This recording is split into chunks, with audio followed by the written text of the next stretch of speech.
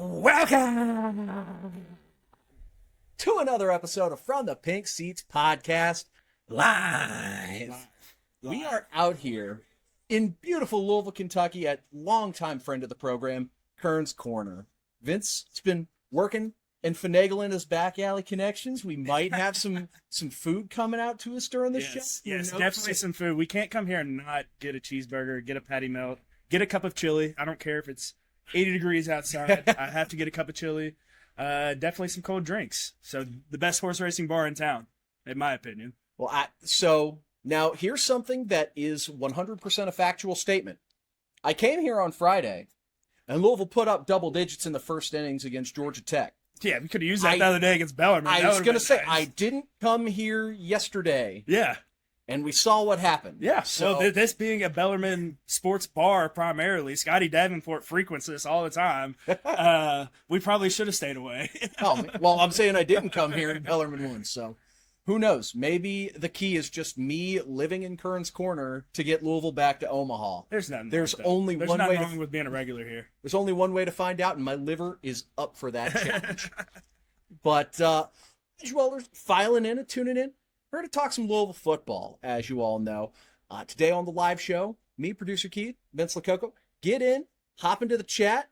We already see a couple of people hopping in with dudes. And how do you do the diamonds in the chat? That is impressive. That is cool. I like that. That is impressive. I mean, we've upgraded the whole system and setting right here, too. So we've got a fancy camera.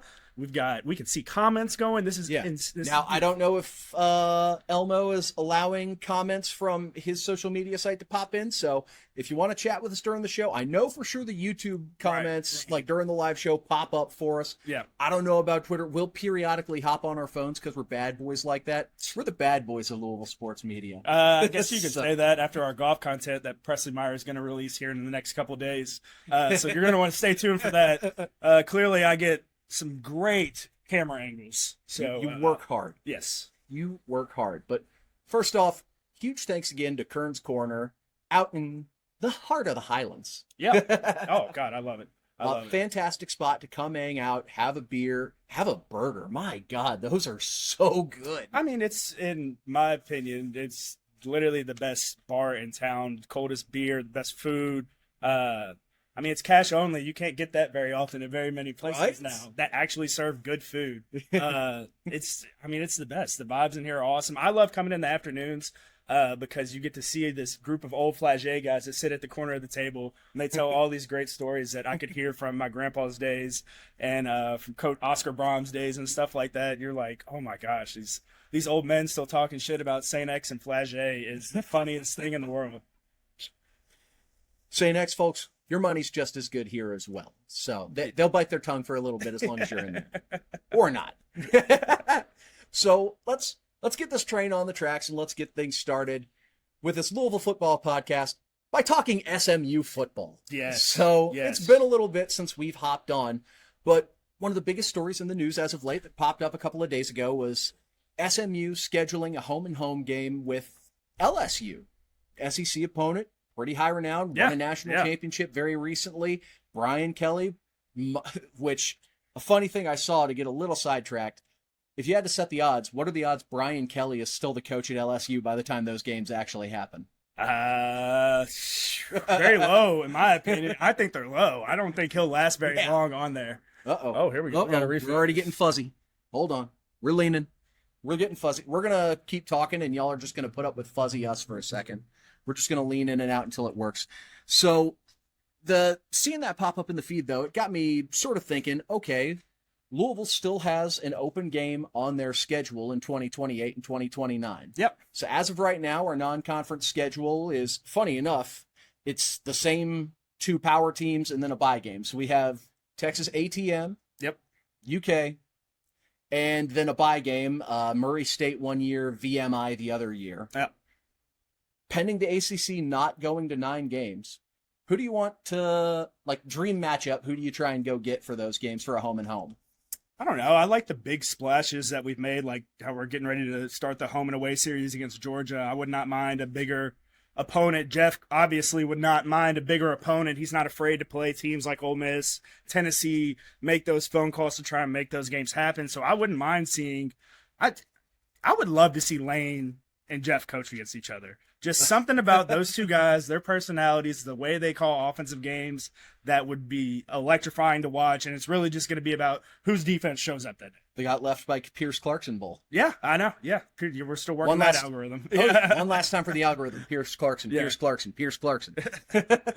So there's a couple of ways to go about it. And I'm sort of influenced by kind of like the way basketball's been scheduling recently, like going and making the like middle-aged generation of fans feel good, sort of poke that nostalgia. So I would love to get like a home and home with Cincinnati, a West Virginia. That would be great. Yes, the rivalry games would be awesome for sure. If I'm gonna actually do a blackout game. Yeah. Hear me out. Picture it. 2028, Friday night game, Louisville, West Virginia. It's advertised as a blackout. Lights go out, and then they come back on. We've actually installed the LED lights that work. Yeah, we need to do that. Neon red. It's a glow game surprise. Dude, no more glow games. Jacob Lane, if he was on this show, I have a very strong feeling he would be fighting with me on this one too. No more glow games. We're done with that. So the other thought of an opponent that I would love to see, and we're sort of seeing it in conference with Clemson going out and scheduling a 12-game series with this team. Go out and get Notre Dame outside of the ACC. Yeah. Because you get certain allocated amount of games. That's a regional enough game. What's the drive to South Bend? I think 4 or 5 hours maybe? Something, yeah. I'm not. I made it and I don't remember because, I blocked all that out on the way back. So, yeah. But speaking of blocking things out, before you keep going, I know this isn't on Con Pueblos, the restaurant, but we went there to eat on Mother's Day, and ACC Network had the Stanford game on. So I just had to sit there and eat my Mother's Day breakfast with my mom and my dad and my family while I'm watching us get our ass kicked by Stanford. And I'm looking at the score, I'm like, oh, man, we're still up 7 right now, Dad. He's like, yeah, I know how it is. I get it. Yeah. That's awful. Yeah. But, yeah, so Notre Dame, I just feel like that's a game that makes all the sense in the world. Obviously, monetarily for Louisville, it's a no-brainer. Yeah. If you can get Notre Dame, schedule them. It's, I believe, our current capacity record for the new stadium. They have a very national fan base, a very Catholic fan base. Yeah. A lot that Louisville / Notre Dame fans in the city. Exactly. Every year we have played them. That's the most Notre Dame gear you see in the whole city. It's a game where you're going to get exclusivity. You're going to be either on NBC or I'd be pissed if they put us on Peacock again. I'm not going to lie. That would suck. But as long as being on a streaming service doesn't sort of affect the eyeballs television ranking payouts, right? Then, yeah, let's roll with it. And then Notre Dame, you get a team that's perennially a top 25 team. You're going to get that sort of matchup. The same thing with regionality. So that win would always look good on your schedule. Exactly. I mean, you're never going to sit there and bitch about a Notre Dame win. Yeah. And then I don't think any team's ever going to sit and complain about a Louisville win. Yeah, exactly. So, looking at it from both sides. So, yeah, if you can't get Notre Dame, though, go get Cincinnati or go get a West Virginia. That's where I lean. West Virginia would be really fun. I mean, I would love just to make that trip to an away game at West Virginia, as rowdy and as crazy as they are. Just going to feel those vibes in person would be awesome. Yeah, so that's at least where I'm at. So, Vince, you got the docket. What do we got up next for the show? What we have next is we are going to talk some of your favorite, Keith, high school recruiting. Not just any recruiting, high school recruiting. ABCs, baby. Yes, always be exactly.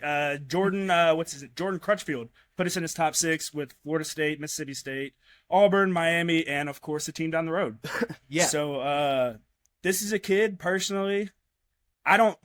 His film doesn't necessarily pop off the screen to me when I'm watching. Yeah. And for a lot of reasons, I see him getting away with stuff that put him against better competition, put him against faster guys, better route runners. I don't think he makes a lot of those plays he's making because he plays so high at the corner position. Yeah. And now it's coachable. You see then all the talent, the speed, physicality, going up, being able to get the football. You see all that stuff there. It's just his technique needs to be refined, and mainly how he is at the line of scrimmage with his depth. He could be, he's just too high. Yeah. So, and I feel like that's sort of the ideal candidate that this staff sort of loves to go after. He's a kid with all the measurables in the world. Yeah. 6'3", 205 pounds, huge frame. Exactly. And he looks like he could put on another 10, 15, 20 pounds and still operate at a very high level. So get a kid like that in the program, get him coached up, get that technical work. I think my one worry is that I think this might be a move in anticipation because another sort of semi-recruiting based headline, current commit Jaydin Broadnax has been in conversations with Texas and Auburn. So those are big money. Yeah, those are big money talks. Yeah, like, I mean, you have teams in the SEC complaining about how much money Texas is spending on their roster right now. You realize how much money is going into the program? Alabama's been doing that for years. No, kidding. Well, but it's crazy, man. I mean, the amount of money a high school kid can receive now just to go play ball. So I'm a little concerned that this might be an anticipatory move of like, hey, if we do end up getting Broadnax post, guess what? We got another 4-star corner that's also 6'3", 200 plus pounds that we can mold and develop. The optimistic side, positive, Keith, if we get both of those kids, especially the corner position goes from what I think is fair to say the biggest question mark for the upcoming season to an area where a ton of people are excited in 2026. And this is a coachable kid. And I completely agree with you. Having two guys that are over 6 foot at the corner position across from each other is going to be, something to see. We've never seen that, at least I don't think, in a Louisville uniform. I know we had AJ Johnson whenever I was around, who was like 6'2", 6'3". Jair was only about like 6'1". I mean, a lot of these guys that we've had in the past haven't necessarily been on the smaller side. They've just been on the normal corner height side. These are big kids. Yeah. And I mean, those are the type of weapons that you want to land and develop if you want to make that next step as a program. Now, one update on this young man that we do have so far, I believe he's only taken 2 official visits, and those have been to us and the bad guys over 64 East. So you just got to win that one, which I feel good about. I feel good about. We'll talk about it a little bit more later in the show, but I'm very confident in the state of our program versus theirs. No kidding. That's no joke on that. So the other big recruiting news we have coming up. So I think I've been pronouncing this kid's first name wrong. Leaky, isn't it? So I thought it was Leaky or Lecky. I think it's Lakai. Looking at it again. Lakai Tompkins. I was really ready to make some leaky bunhole jokes. Yeah, I don't think it's that. Big running back out of Tennessee. 6'1", 227. That's pretty big huge for a running back. And coming out of high school. So he's listed as sort of a dual threat player. He plays running back, and he's also, I believe, a nominee for All-State and edge rusher, which is just wild. That's a good combo. That's a good combo to have. The kid doesn't shy away from contact at all. Watching his highlights, I appreciated the fact that he had a handful of them where he's actually catching the football, too. Not a lot of running backs, you see that. But he's catching the football a lot in it, and I love the way he runs downhill. It is just one cut, and if you're in front of him, he's going to run through your face. He's not going to try and be cutesy and artsy with it. He's just going to run through your face and drag you along the way. And that's not to say he can't, because he's got some nice, like, one-step or one-cut sort of moves downfield, like to make the first guy miss before initiating contact. Like, this is a very versatile kid. And so I was talking about this with a friend of the show, Dalton Pence, on his program as well. We don't normally use this phrase to describe players like Tompkins, deceptively fast, because you watch his tape and you don't see the massive like foot turnover, foot speed. Because he's 6'1", he doesn't have to have the short chopping to go. It's an explosive. He can pick it up and stride it out. Probably about 1.5, 2 steps between every 5 yards. You know what I mean? So, and you watch him, and like some of the plays we watch, he'll be catching like a swing route to the outside, and a corner will be 5 yards away from him, and he just outruns him to the outside edge of the field and then just takes off. And the thing is the angle that a lot of times he's not just outrunning these guys. It's them getting this angle, and he's a little bit ahead of them to where it's forcing an arm tackle, and he's going to break an arm tackle 10 times out of 10. Yeah. So we say all this.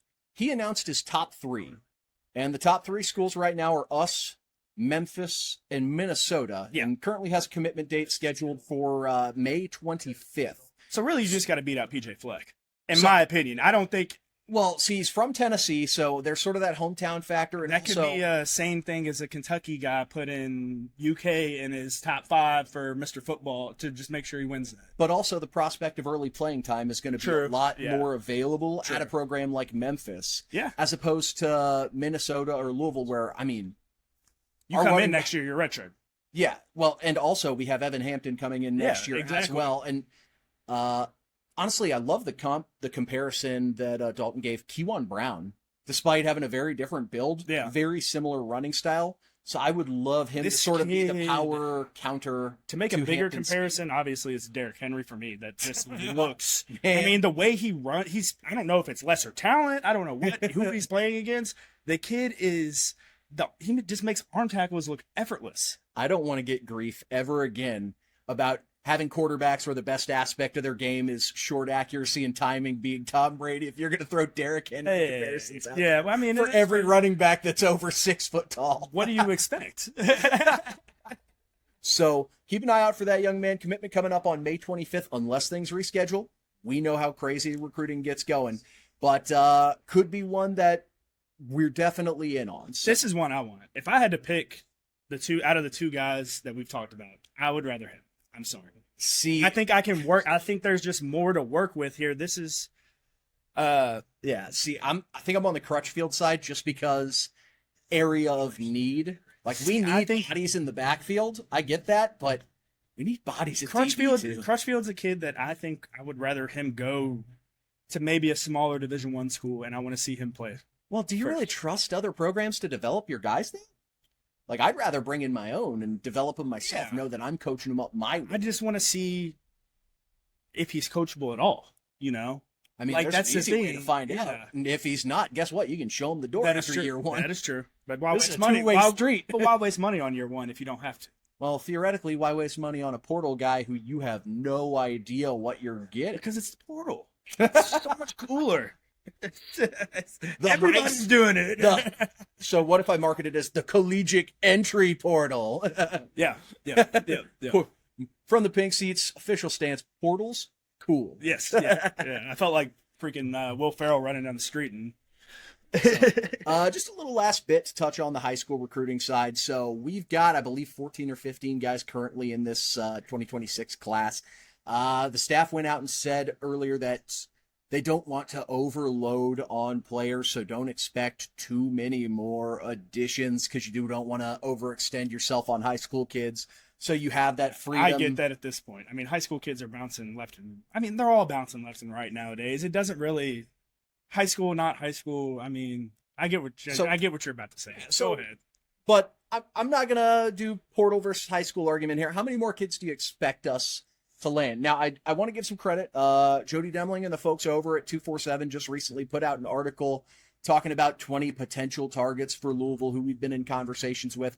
Both of the individuals we talked about today are on that list, as well as a bunch more. I think it's fair to say, like, I would like at least 4 to 5 more. Get it like 18, 19, 20 person high school recruiting class. 4 to 5 more? Yeah, so I'd like 4 to 5 more. Yeah, I would say 4 to 5 more. I'm not going to sit there and argue with you about that. I'm all for filling out your class, and the more the merrier. No, I just trust Jeff at this point. You know, I'm tired of after the Tyler decision. I mean, Jeff's got full reign to kind of do whatever the hell he wants, in my opinion. I mean, you make that kind of call on a kid like that who everybody is counting out on the injuries and spin him into a first round draft pick. You know what you're doing. It was a 2nd round pick. Yeah, almost first round. Hey, New Orleans, they might be hurt wishing they traded up if that 5th year comes along and Tyler's the guy. New Orleans and I think New York. I think the Giants made a stupid decision going Jackson Dart over Tyler. Yeah? I mean, I just do. So I'm right there with you. Especially with the quarterback room they have. They have they have Tommy DeVito. Speaking of stupid decisions, also floated out during the week, a proposed playoff format has been gaining steam amongst the Big Ten and SEC, which, shocker, I know, once I lay it out. And it's a new 16-team college football playoff format where there are 4 automatic bids for the SEC, 4 automatic bids for the Big Ten, 2 automatic bids for the ACC, 2 for the Big 12, 1 G5, and then 3 at large. And So three more SEC. Yeah, so the comparison I made was, well, my bank making an error and putting 7 figures into my account and not fixing it is gaining steam as an idea at the Keith Artoff camp. Yeah, right. So I think it's dumb. I think playoff system is perfectly fine where it's at right now. I didn't necessarily wanted it. I necessarily didn't want to change to begin with. No, I thought it was fine before. I still think they're playing a lot of games. It's going to be really hard on the body. Adding. See, why they don't need any more. Oh, we want. So I think this is a perfect format if you accept the fact that the college football playoffs is not fair. It's not meant to be fair. It's not to actually determine who's the best team, who's a champion. It's to get as many popular teams and as many eyeballs on the product as possible. And I think that's what they're going for here. Now, I don't think the ACC or the Big 12 will go for it whatsoever, so I think it gets shot down. But I also think that they're doing the thing of floating a really, really shitty idea out there so that the kind of shitty idea they float afterwards seems way better. Like, okay, we'll drop giving up the automatic bids, but we're going to get more money. Yeah. So that's what I could see the Big Ten and the SEC doing. And we're going to continue fighting through these camera frustrations, if you will. We got some background help. There we go. All you have to do is touch it. Just touch. No. I can't see it. Yeah. So anyway, back to it. So hop in the comments. Okay, we got someone hopping in talking about the tight end that we got from Oklahoma, Davon Johnson, I believe. Yeah. Big kid.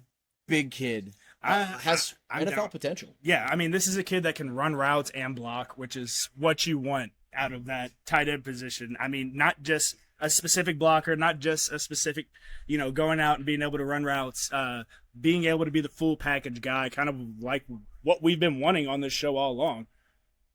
Oh, yeah, nailed it. That's perfect. Yeah. Just stay right there, Presley. Don't move. Nailed it. Okay, yeah. So, yeah, it's just I love this kid. Getting him, we've talked about it before. Super low risk, super high reward potential with this kid. Just because you bring him in, doesn't work out. Okay, fine. He's gone. Whatever.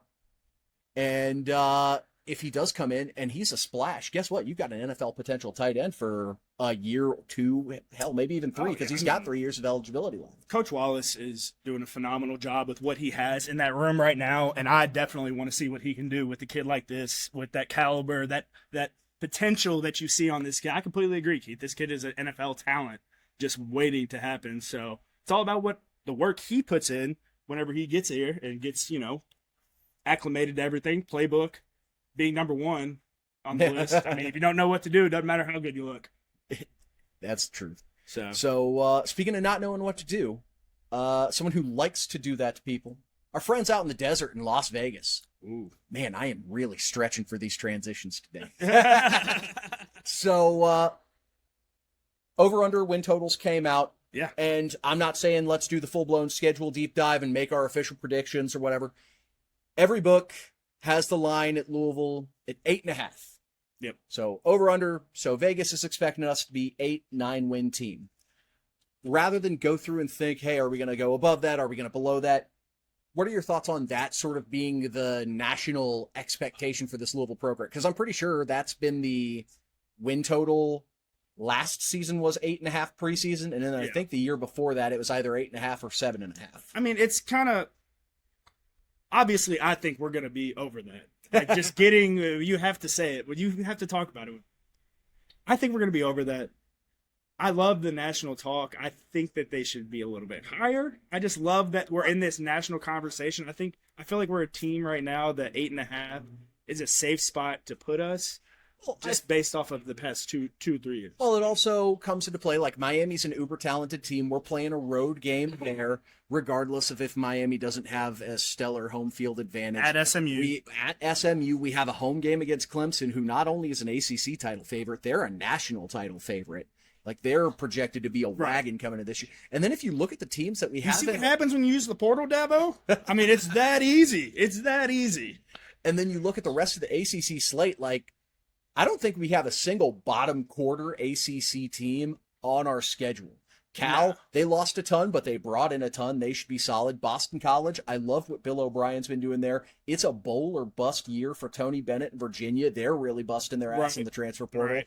At Pittsburgh, so you know on that shithole of a field, anything can happen. That's scary. So that field scares the shit out of me. I mean, my own experience being there and losing on that field, and then obviously what would happen with Renato getting hurt, immediately us going and playing like shit after beating Notre Dame. I mean, that's a worrisome place. It's like Miami.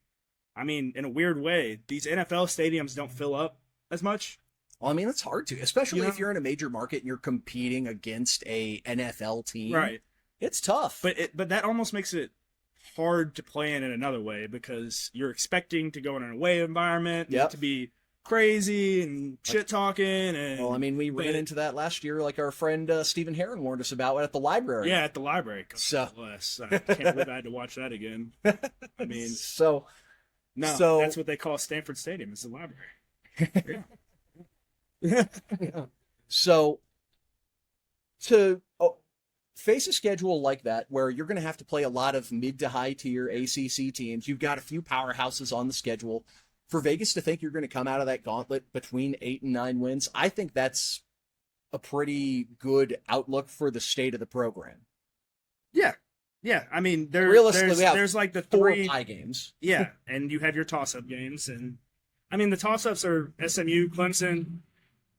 At Virginia Tech's going to be tough. At Miami's going to be tough. I'm going to say already, Boston College with Bill O'Brien, spooky. We should win it, but like at Pitt, spooky. Virginia, we can't overlook them. And for whatever reason, man, they've always just been a pain in our ass the last few years. Yeah, they're not fun to play. It's just I don't know why. I mean, we got away with it for October that one year. That was pretty fun. But I mean, my last year playing at UVA, we lost. That was not fun. Yeah. So, I'm gonna do a quick chat through on the chat. We've been popping in a little bit on the live stream. I'm just gonna check the Twitter, make sure we got anything before we hop into the final segment. Just because people love that final. Oh, we can laugh about how Kentucky's at while you're doing this. Oh, we can laugh about this for a second. While we were researching the over-unders, Kentucky is listed at 4.5 at all non-DraftKings books and 5.5 for Vegas and DraftKings, I assume. No, so almost trying to write. No, so every sports book except DraftKings has the line at 4.5 for Kentucky's over/under win total. All right. DraftKings, for whatever reason, decided to go 5.5 and just put extreme juice. Like, I think the under's at -170. So for those of you who aren't degenerates like me, that means you have to essentially bet $170 to win 100. Right. So basically almost double your money in a wager to come back with half of it. Their schedule is kind of funny. They open up with Toledo, who, MAC champ? Was that MAC champions last year? No, I don't. No, they did not win the MAC. I think it was Ohio U. Yeah. But Toledo's good year in and year out, and then you have Ole Miss. Oh, that's gonna suck. So then they have Eastern Michigan. That should be a win, and then they go through their gauntlet of at South Carolina, at Georgia. Yeah, I mean, I just don't. I think Auburn's one they could potentially steal, but you never know. But we're a Louisville football podcast. They should steal Tennessee Tech. That said, buddy, one last question for that side of it. If Vegas is right and they go 4-8 or 5-7, do they look at paying a pretty hefty buyout for a change of voice? I think they would have to at this point. I mean, a lot like the kind of I know this is weird comparison because Dan McDonald's done a lot more stuff for our baseball program, but this is like this similar conversation that they're having is like you set your own standard and you're not living up to your own standard at this point. That's actually an incredibly fair comparison now that I think about it. Like, neither guys won a national title. We won our conference with the ACC and had a Golden Spikes winner. Well, I would just say you elevated a program to a new height. Right. And now you're taking a step back from where you elevated that level. Exactly. So where's the standard now? So lowering the standard just are you still considered at standard just because you raised the bar for a period of time? Exactly. Or are you falling beneath the standard now? Well done, Vince. Exceptional comparison. Brain. You know what else? I want to know what else is in that brain. So, Vince, let's roll it into the last segment of the show. What are you talking about? Oh, for me, it was an interesting week for me. What am I talking about? I went to a candy show this week.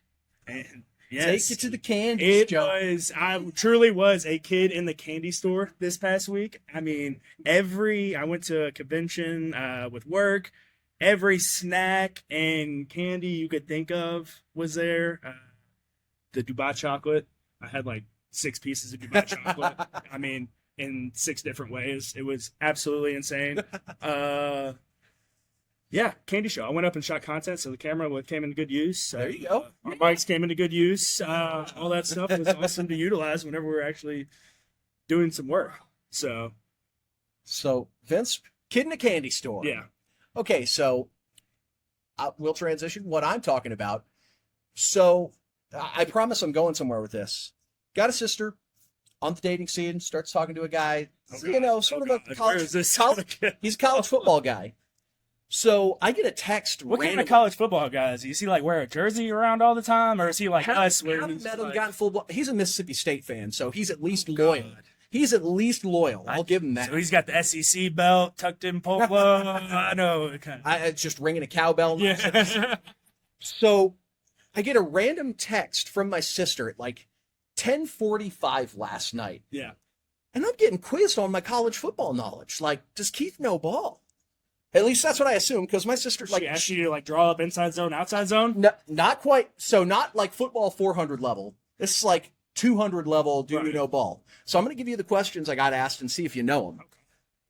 So the first one: do you know who played in the first ever college football game? No. So it took me like maybe some nerds. Oh, very much some nerds. Princeton and that's half. Technically, they went by New Jersey at that point in time, but it became Princeton. I don't know. I wasn't smart enough to get recruited by these schools. The birthplace of college football. Honestly, if you had gotten recruited by the head coach of one of the programs, I feel like you would have vibed real hard with this head coach. Who? Which teams? Rutgers and Princeton. Oh, yeah. Greg Schiano. Okay, yeah, I would have got along with Greg Schiano. That would have been so. And then, of course, because I'm super vain, like I screen recorded after I sent the text, pulled up my internet, showed my browser history to my sister, which that's the type of man I am. I have the confidence to do that. Show I didn't cheat. And then I looked it up and saw I was right. And I was like, yeah, although I technically didn't say New Jersey, I said Princeton. But I'm going to count it. What's the second one? So the second question, now I think this one's easier just because I've watched like a full-blown like 30-minute docuseries film multiple times about this. What was the biggest blowout in college football history, and who are the 2 teams that played? I know it was like triple-digit score. Oh, very much triple-digit score. I can't remember. I don't know. Who was it? I don't even have a guess. We got an answer? Oh. Georgia Tech.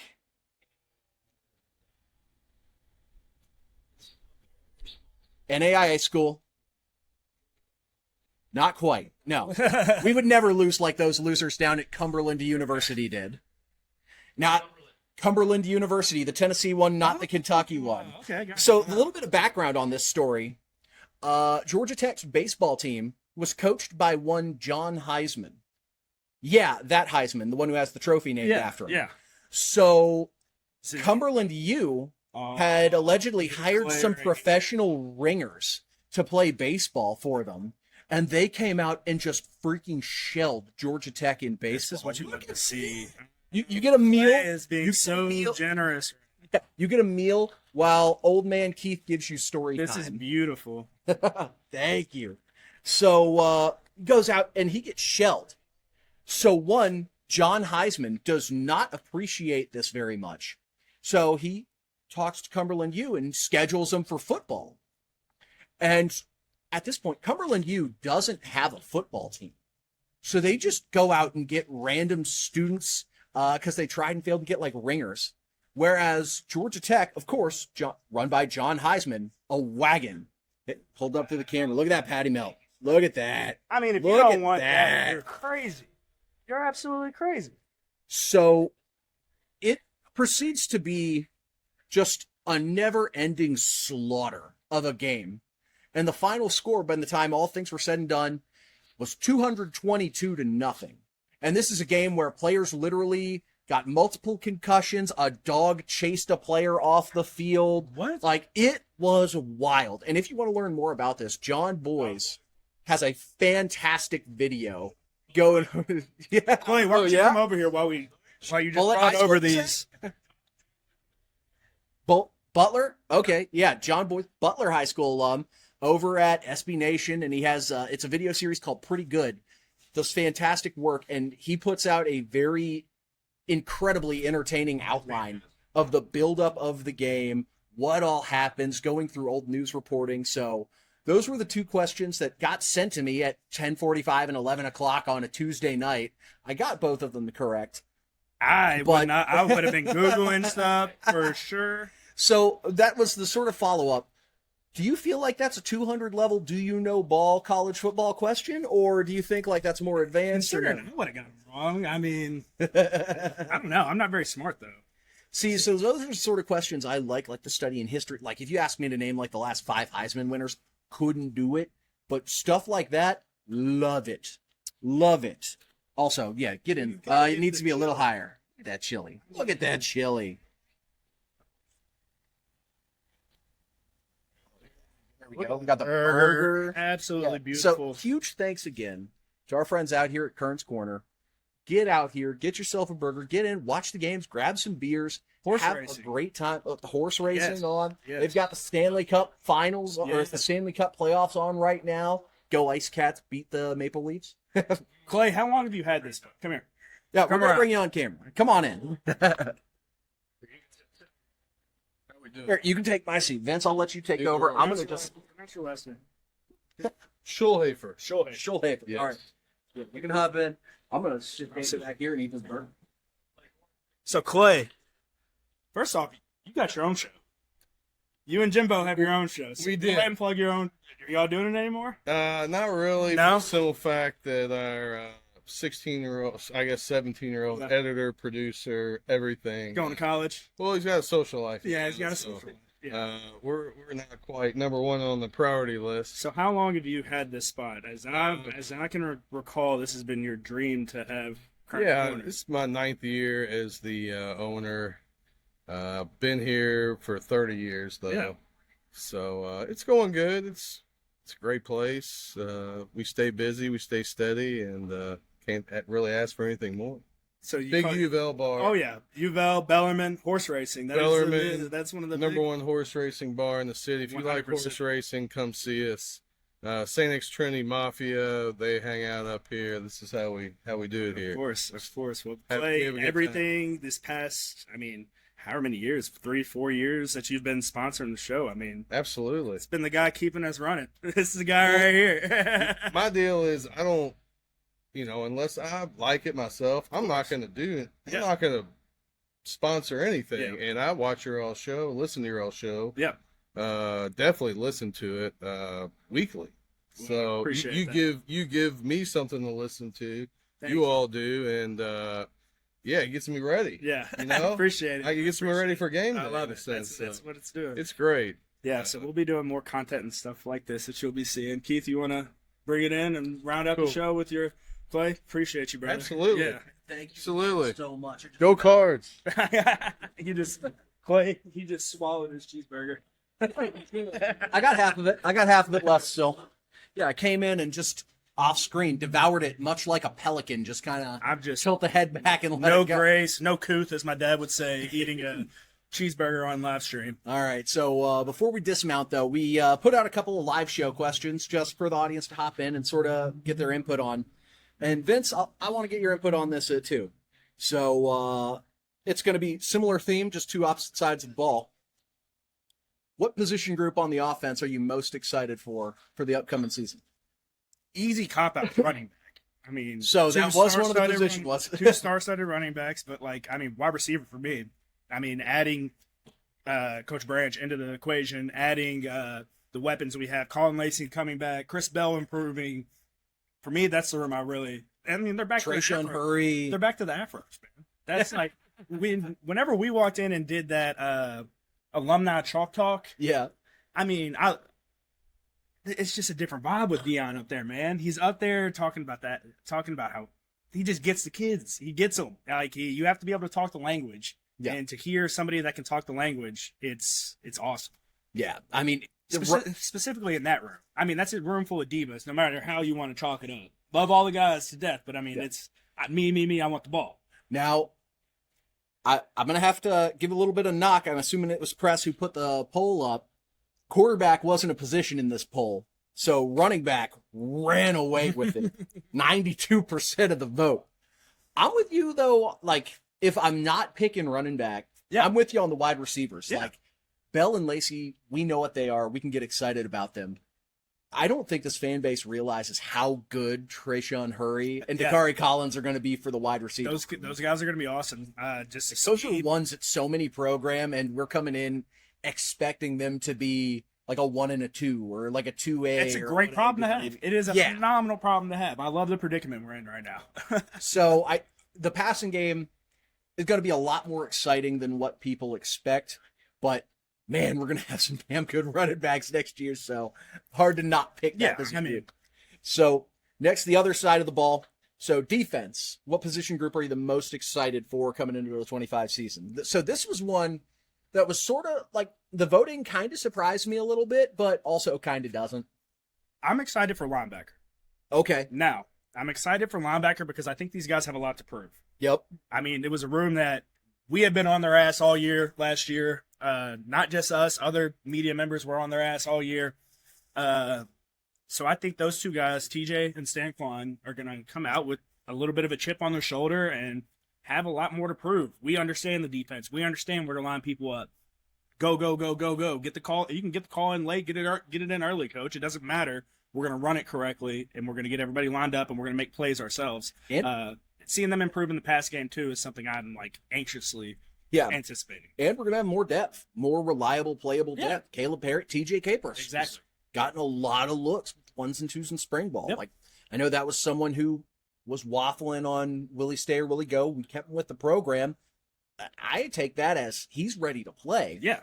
So it'll be interesting to see if he's able to get on the field in more of a reliable role in this upcoming season. So for me, and now maybe it's my big belly bias, I'm so excited about our interior D-line. Yeah. Like our D tackles. We are so deep at D tackle. We're going to be such a pain in the to run against with Conga, Jurad. Then you've got Dawson. You've got Selah Brown. Pete Niger is the man that makes that whole ship sail. We have been so blessed with centers the past, I don't even know, Tobiah Hughley was the last one where I saw people really complain that much, and Tobiah wasn't even bad in his own right. I mean, I know. Well, I think part of the reason college, brother. Well, part of the reason why our centers are so damn good is just because of the nightmare they have to face day in and day out in practice. For sure. I mean, so that interior D line is just going to be menacing this year. I just realized we were talking D line. I tried to steer the ship back and let it go, but yet I'm too focused on it. Swing and a miss. So interior D line, that's what got me hyped. That's what's got me excited about the defense. And you know what else has me excited? This delicious burger from Kern's Corner. One last time, huge thanks to them for having us out here. Those of you all who hopped in to watch along, thank you for hopping in, making us a part of your Wednesday night. On behalf of Vince, I'm producer Keith. Huge thanks, Presley Meyer, all the people in the background. Thanks again to Kern's Corner. Thank you all for hopping in and hanging with us. And as always, go Cards!